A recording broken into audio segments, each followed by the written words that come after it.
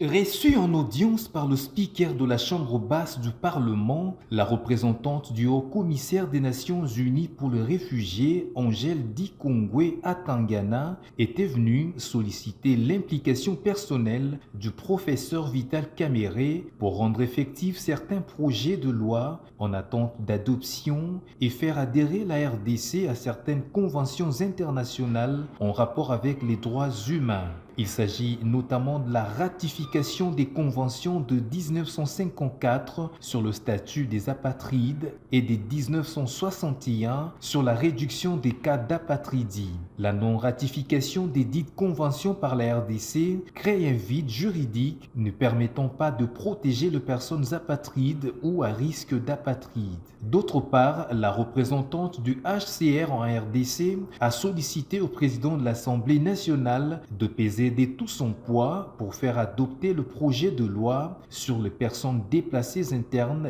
qui est en souffrance depuis 2015. Il faut noter que la ratification 2022 par la RDC de la Convention de Kampala sur les personnes déplacées internes nécessite une loi pour sa domestication. Angèle Dikongwe a également montré la nécessité de réviser le Code de la famille dont la proposition de loi a été déjà déposée à l'Assemblée nationale. J'ai rappelé sur la table à l'attention de l'honorable président de l'Assemblée nationale les questions qui concernent l'OHCR et cette auguste assemblée.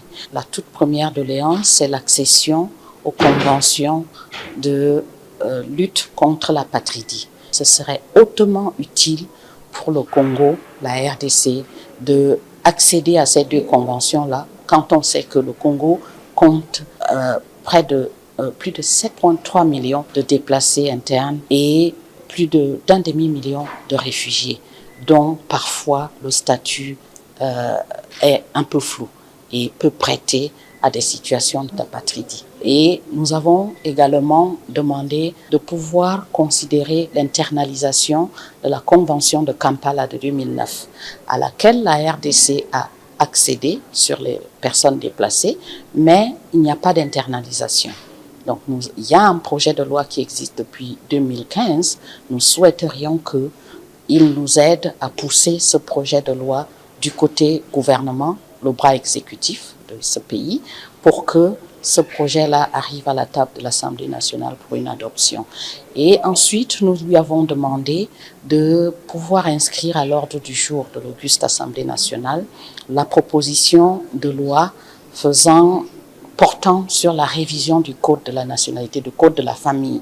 Le président de l'Assemblée nationale, le professeur Vital Kamerhe, a accordé une attention particulière à cette sollicitation du Haut-Commissariat des Nations Unies pour les réfugiés. Il s'est engagé à inscrire ces différentes questions au débat à la prochaine session afin que la RDC puisse se doter des textes pour organiser ce secteur.